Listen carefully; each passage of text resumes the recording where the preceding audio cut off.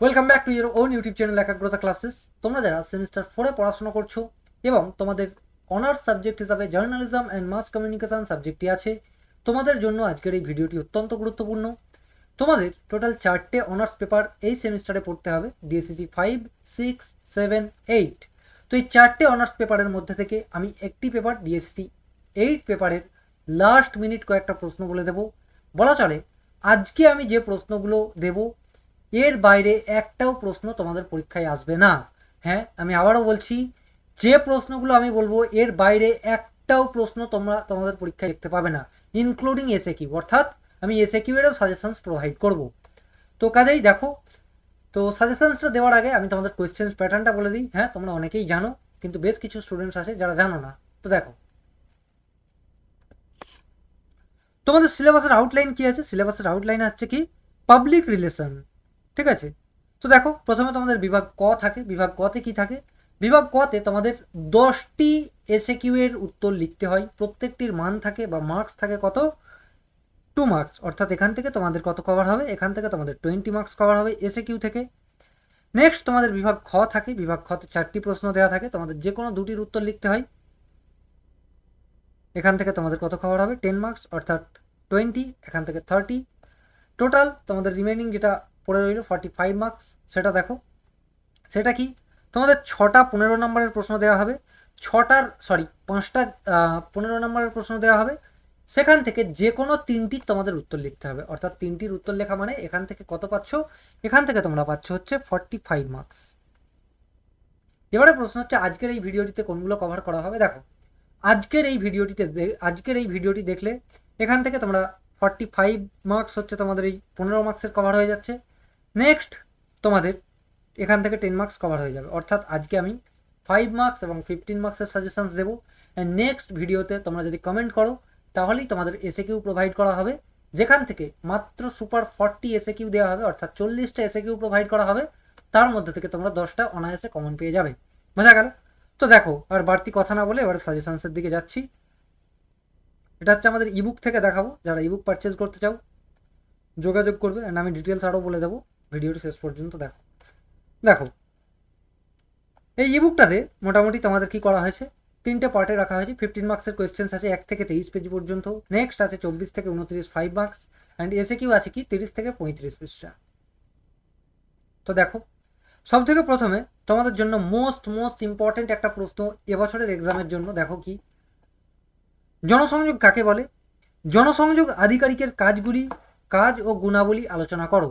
বা একজন জনসংযোগ আধিকারিক কেমন হওয়া উচিত বলে তোমার মনে হয় তা লেখো। এই ধরনের প্রশ্ন তোমাদের একটা আসবে। ঠিক আছে, তোমাদের যদি শুধু গুণাবলী জিজ্ঞাসা করে এটা 5 মার্কসে দিতে পারে। ঠিক আছে, কিন্তু তোমরা 15 মার্কসের জন্যই করবে, কেননা 15 মার্কসের জন্য মোস্ট ইম্পর্টেন্ট এই প্রশ্নটা। তারপরে দেখো, আচ্ছা, উত্তরগুলো কিভাবে লেখা আছে একবার দেখে নাও। চাইলে স্ক্রিনশট নিতে পারো। অ্যান্ড কোয়েশ্চেন্সের পিডিএফ কীভাবে ফ্রি অফ কস্টে পাবে সেটাও আমি জানিয়ে দেবো। ঠিক আছে, এটার বোথ ভার্সন অ্যাভেলেবেল আছে। আমি তোমাদের বেঙ্গলি ভার্সন থেকেই দেখাচ্ছি। আচ্ছা, একটু ল্যাগ হতে পারে, একটু অ্যাডজাস্ট করে নেবে। ঠিক আছে, আমার ইন্টারনেট একটু প্রবলেম করছে। পরবর্তী দেখো, গ্রুমিংয়ের 4টি জনসংযোগ মডেল আলোচনা করো এবং বর্তমান যুগে কোন মডেলটি সবচেয়ে প্রযোজ্য বলে তুমি মনে করো তা লেখো। ঠিক আছে, এই প্রশ্নটা হচ্ছে কিনা তোমাদের জন্য এটাও গুরুত্বপূর্ণ একটি প্রশ্ন।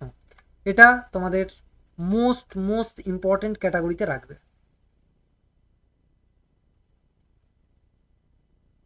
বোঝা গেল? পরবর্তী প্রশ্ন দেখো,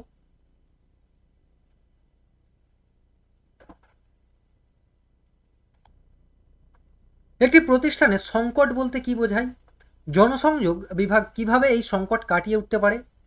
বা অতটা একটা প্রশ্ন হলো। দেন ওখান থেকে বলে দেবে কি, একটি কারখানায় বিস্ফোরণের ফলে ঘটনাটি সংকট পরিস্থিতি হিসাবে নিয়ে তোমার উত্তরের সপক্ষে যুক্তি দাও বা উত্তর ব্যাখ্যা করো। ঠিক আছে, তোমাকে এখানে বিস্ফোরণের ঘটনা আরও অন্যান্য কিছু বলে দিতে পারে। ঠিক আছে, কোনো একটি বিপর্যয় মেনশন করে দিতে পারে। সেগুলোই একটা জনসংযোগ আধিকারিক কি কি পদক্ষেপ নেবে সেগুলো তোমাদের লিখতে হবে। এই প্রশ্নটা গতবারে তোমাদের এসেছিল। ঠিক আছে, তো এবারে তোমরা জাস্ট রিড করে রাখবে। পরবর্তী প্রশ্ন দেখো, এই প্রশ্নগুলো উত্তর একদম মানে কি বলবো, তোমাদের যে সিইউ এর গাইডলাইন আছে সেই অ্যাকর্ডিং বানানো আছে। অনেকের দেখে মনে হবে দাদা এই ছোট প্রশ্ন লিখলেই কি আমরা পেয়ে যাব, মানে ছোট অ্যান্সার দেখে মনে হচ্ছে।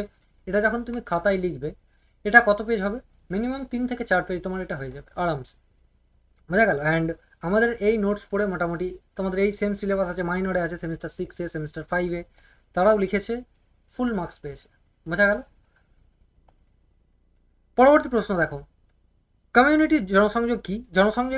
জনসংযোগে কমিউনিটি বলতে কি বোঝায়? একজন জনসংযোগ আধিকারিক কিভাবে কমিউনিটির সঙ্গ সরি একজন জনসংযোগ আধিকারিক কিভাবে কমিউনিটির সঙ্গে সম্পর্ক বজায় রাখেন তা নিজের ভাষায় লেখো। এটা জাস্ট রিড করে রাখবে, অতটাও ইম্পর্টেন্ট নয় এবছরের এক্সামের জন্য। আমি জেআর বলে লিখে রাখছি, অর্থাৎ জাস্ট রিড। পরবর্তী প্রশ্ন দেখো, মার্কেটিং পরিকল্পনা ও পাবলিক রিলেশন পরিকল্পনার মধ্যকার সম্পর্ক উদাহরণ সহযোগে ব্যাখ্যা করো। উদাহরণ তোমার সম্পর্ক বলে দিতে পারে বা পার্থক্য বলে দিতে পারে, ঠিক আছে? এটা এমনি জাস্ট দেখে রাখবে, অতটাও গুরুত্বপূর্ণ না। পরবর্তী দেখো, ঘরোয়া পত্রিকা। এই ঘরোয়া পত্রিকা নিয়ে তোমাদের একটা 5 মার্কসের টিকা আসছে, লিখে নাও। 100% আসছে ঘরোয়া পত্রিকা টিকা, তাই তোমরা ওটা 5 মার্কসে করবে, তাহলেই হবে। বর্তমানে বাজার প্রতিযোগিতামূলক থাকতে জনসংযোগ সংস্থাগুলি, পিআর এজেন্সিস, যে নতুন প্রবণতাগুলি গ্রহণ করছে তা আলোচনা করো। এটা অতটাও গুরুত্বপূর্ণ নয়, ইম্পর্টেন্ট লেখা আছে কিন্তু এটা অতটাও গুরুত্বপূর্ণ না, বাই মিস্টেক এটা তোমাদের ইম্পর্টেন্ট ক্যাটাগরিতে চলে গিয়েছে। তোমাদের ইম্পর্টেন্ট হচ্ছে কি, ক্লায়েন্ট অ্যান্ড এজেন্সির যে সম্পর্ক সেটা ইম্পর্টেন্ট, ঠিক আছে? তারপর দেখো, প্রচারণা ও জনমত এর মধ্যে পার্থক্য নিরূপণ করো। এই প্রশ্নটা খুব গুরুত্বপূর্ণ একটি প্রশ্ন। এখানে এমনভাবে দেওয়া হয়েছে, যে কোনো একটি যদি তোমাদের স্পেসিফিকভাবেও আসে, সাপোজ তোমাদের তো 5 মার্কসের টিকা দেয়, সাপোজ বলে দিল, শুধু লিখে দিল প্রচার, ঠিক আছে, শর্ট নোটস অন জনমত বা পাবলিক ওপিনিয়ন, এরকম দিয়ে দিল, তখন তোমরা জাস্ট এই অ্যান্সারটা যদি পড়ে যাও, এটা লিখলেই হয়ে যাবে। পরবর্তী দেখো, গণমাধ্যম সম্পর্ক কি? একজন জনসংযোগ আধিকারিক গণমাধ্যম সম্পর্কের ক্ষেত্রে যে বিভিন্ন কৌশল ও হাতিয়ার ব্যবহার করে থাকেন তা আলোচনা করো। এই প্রশ্নটা তোমাদের জন্য গুরুত্বপূর্ণ বলে আমার মনে হচ্ছে, আমার মনে হচ্ছে মানে করতে হবে। পরবর্তী দেখো, জনসংযোগের বিভিন্ন টুলসগুলি ব্যাখ্যা করো। ডিজিটাল যুগে জনসংযোগ কিভাবে পরিবর্তন হয়েছে তা ব্যাখ্যা করো। এই যে প্রশ্নটা, এটা 100% আসছে তোমাদের পরীক্ষায়। এই প্রশ্নটা ছেড়ে যাওয়া মানে একটা প্রশ্ন কম লিখে আসা, বুঝেছো? এই প্রশ্নটা মোস্ট ইম্পর্টেন্ট ক্যাটাগরির একটি প্রশ্ন। এই প্রশ্নটা 100% তোমাদের পরীক্ষায় এবারে দেখতে পাবে, কাজেই প্রশ্নটা ছেড়ে যাওয়ার ভুল একদম করবে না।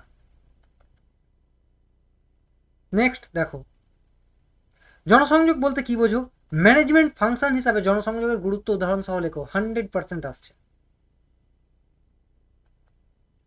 যেগুলো 100% বলছি মানে কি দাদা আপনি কি এমনি বলছেন? এমনি না, 100% মানে আসবেই আসবে, বোঝা গেল? এর বাইরে কিচ্ছু আসবে না। তারপর দেখো, জনসংযোগে বিভিন্ন জন বিষয়ে লেখো। জনসংযোগে কর্পোরেট ফিল্মের গুরুত্ব জাস্ট রিড করে রাখবে। নেক্সট দেখো, জনসংযোগে জনসংযোগে গবেষণার প্রয়োজনীয়তা কি এবং এটি কিভাবে করা হয় বিস্তারিতভাবে আলোচনা করো। এটা একটু দেখে রাখবে, এটা গতবারেও এসেছিল, এবারেও রিপিট হওয়ার সম্ভাবনা অত্যন্ত প্রবল। দাদা গতবারে এসছে, তাহলে তো আরও অনেক কোয়েশ্চেন এসছে, সেগুলোর জন্য কেন বলছেন না? যদি সেরকমই হতো তাহলে সাজেশনসটা তুমি দিতে, আমি না। দেখো, জনসংযোগ এবং বিজ্ঞাপনের মধ্যে মিল ও পার্থক্য কি কি তা উদাহরণ সহ লেখো। এটা জাস্ট রিড করে রাখবে তোমরা। সরি, জেআর একটু ল্যাগ আসছে আই থিঙ্ক। দেখো, এই একটা প্রশ্ন তোমাদের রিপিট হবে, সেটা কি? একটি প্রেস কনফারেন্স আয়োজন করতে জনসংযোগ আধিকারিককে কি কি পদক্ষেপ নিতে হয় তা নিজের ভাষায় লেখো। তারপর দেখো, ইমেজ রেপুটেশন মোস্ট ইম্পর্টেন্ট একটা প্রশ্ন, দেখে যাবে, এটা তোমাদের 5 মার্কসের জন্য বেশি ইম্পর্টেন্ট যদিও। দেখো, পরবর্তী প্রশ্ন হচ্ছে 5 মার্কসের। আমি যে কয়েকটা প্রশ্ন দিলাম, অর্থাৎ টোটাল তোমাদের 16টা প্রশ্ন আছে, তার মধ্যে থেকে যেগুলো ইম্পর্টেন্ট বলেছি ওগুলো তো করবেই, বাকিগুলো কি তাহলে করবো না দাদা? তেমনটা না, বাকিগুলো জাস্ট রিড করে নেবে, কেননা সেই কনসেপ্টটা তোমাদের জানা অত্যন্ত জরুরি। এবার দেখো 5 মার্কসের কী কী সাজেশানস আছে। দেখো 5 মার্কসে তোমাদের প্রথমে আছে প্রেস বিজ্ঞপ্তি। এটা তোমাদের এবারে আর আসছে না, এটা গতবারেও এসছে, অ্যান্ড জাস্ট রিসেন্ট এখনও 1 সপ্তাহ হয়নি একটা এক্সাম হয়েছে, সেটা হচ্ছে তোমাদের সেমিস্টার 6-এর অনার্সের মাইনর পেপার, সেটাতেও এসছে। তাদের আমি বলেছিলাম যে আসবে, অ্যান্ড 5 মার্কসে এই প্রশ্নটাই সব থেকে তাদের প্রথম দেওয়া ছিল, তাদের এসছে। বোঝা গেল? দেখো সংকট পরিস্থিতি অলরেডি উপরে কভার করা আছে, প্রেস ট্যুর এগুলো এসে গিয়েছে, এগুলো ঘরোয়া পত্রিকা আমি বলেছি এবারে আসবে। দেখো তোমাদের জন্য এবারে আসছে কি প্রোপাগান্ডা, মোস্ট ইম্পর্টেন্ট। তারপরে কি জনসংযোগ আধিকারিকের গুণাবলী অলরেডি উপরে হয়ে গেছে 15 মার্কসে, তাই এটাকে আমি আলাদা করে আর বলছি না। এই প্রশ্নটা খুব খুব গুরুত্বপূর্ণ, জনসংযোগের 2A symmetrical model, most important তোমাদের 5 মার্কসের জন্য। ধরে নাও এসে গেছে এই প্রশ্নটা। পরবর্তী দেখো ইমেজ ম্যানেজমেন্ট অলরেডি 16 নম্বর কোয়েশ্চেন্সে হয়ে গিয়েছে। সিএসআর হচ্ছে কি কর্পোরেট সোশ্যাল রেসপন্সিবিলিটি। এটা কি, এটা সম্বন্ধে তোমাদের লিখতে হবে। অত্যন্ত সহজ একটি টপিক, বলা চলে সমস্তগুলোই অত্যন্ত সহজ টপিক। এই প্রশ্নটা তোমাদের যেমন 5 মার্কসের জন্য ইম্পর্টেন্ট, এটা তোমাদের 2 মার্কসের এসএকিউ এর জন্য ইম্পর্টেন্ট। এসএকিউ এর জন্য কিভাবে ইম্পর্টেন্ট, সিএসআর এর পুরো কথা লেখো। বোঝা গেল? Corporate social responsibility. বোঝা গেল? দেখে রাখবে। নেক্সট কৌশলগত জ্ঞাপন 100% আসছে। তারপরে অডিয়েন্স রিসার্চ দেখে রাখবে একটু। নেক্সট কর্পোরেট জনসংযোগ, জাস্ট রিড। ব্যাস এই কয়েকটা প্রশ্ন তোমাদের মোটামুটি করলে 5 মার্কস অ্যান্ড 15 মার্কস তোমরা 100% কমন পেয়ে যাবে। এই প্রশ্নগুলোই তোমরা তোমাদের পরীক্ষায় দেখতে পাবে। অ্যান্ড 2 মার্কসের জন্য যদি তোমাদের এসএকিউ সত্যিই রিকোয়ার্ড হয়, তোমরা সেটা কমেন্টে জানাও, তাহলে তোমাদের এসএকিউ খুব তাড়াতাড়ি প্রোভাইড করা হবে। এবারে প্রশ্ন হচ্ছে দাদা এই কোয়েশ্চেন্সের পিডিএফটা ফ্রি অফ কস্টে কীভাবে পাবো? দেখো কোয়েশ্চেন্সের পিডিএফটা ফ্রি অফ কস্টে পেতে গেলে সেটা তোমাদের কি করতে হবে আমি বলে দিচ্ছি, দেখে নাও। তোমরা টাইপ করবে কি নিজের নেম, দেন হচ্ছে কি কলেজ নেম, নিজের name college name, and type করবে কি JMC DSCC 8 questions PDF. Just এতটুকু টাইপ করবে অ্যান্ড কোথায় পাঠাবে দেখো উপরে 3টে নাম্বার দেওয়া আছে, যে কোনো একটিতে তোমরা টেক্সট করে দেবে, যে কোনো দুটো 3টের মধ্যে যে কোনো একটিতে টেক্সট করবে। তোমাকে কোয়েশ্চেন্সের পিডিএফ 100% ফ্রি অফ কস্টে প্রোভাইড করে দেওয়া হবে। বোঝা গেল? অ্যান্ড তার সঙ্গে আমাদের একটি ফ্রি হোয়াটসঅ্যাপ গ্রুপ আছে। অলরেডি টোটাল করে তোমাদের দুটো গ্রুপ মিলিয়ে 2000-এর উপরে মেম্বার আছে। সেখানে তোমরা চাইলে জয়েন হতে পারো। সেখানে সমস্ত নোটস, আপডেট, সমস্ত ফ্রি পিডিএফ সেখানে প্রোভাইড করা হয়ে থাকে। অ্যান্ড এবারে প্রশ্ন দাদা যারা পারচেজ করতে চাই তারা কি করবে? দেখো তোমাদের জন্য স্পেশালি একটা অফার চলছে 149 পার পেপার, অর্থাৎ কেউ যদি ডিএসসিসি 8 স্পেসিফিকভাবে পারচেজ করতে চাই জাস্ট পে করবে ₹149, তাহলে তাকে কমপ্লিট ইবুকটা প্রোভাইড করে দেওয়া হবে। এটার অ্যাকচুয়াল প্রাইস কী ছিল আমি তোমাদের দেখিয়ে দিচ্ছি, বা হার্ড কপির প্রাইস কী ছিল দেখে নাও। এখানে মূল্য লেখা ছিল যে 300 বা 300 টাকা। বুঝা গেল? এটা ছিল এর অ্যাকচুয়াল প্রাইস। এখন তোমাদের যেহেতু এক্সাম খুব কাছে তার জন্য এটা ডিসকাউন্টেড প্রাইস করা হয়েছে 149। বোঝা গেল? কাজেই আর দেরি করো না, যারা পারচেজ করতে চাও তারাও যোগাযোগ করো, অ্যান্ড যাদের পিডিএফটা রিকোয়ার্ড তারাও টেক্সট করতে পারো। Thank you. অ্যান্ড হ্যাঁ, এসে কেউ রিকোয়ার্ড হলে অবশ্যই সেটা কমেন্ট করবে, ঠিক আছে? অ্যান্ড কোন সাবজেক্টেরটা আগে চাচ্ছ, ডিএসসি 5, 6, 7 এগুলোর মধ্যে কোনটা আগে চাচ্ছ সেটাও কমেন্ট করতে ভুলবে না। Thank you.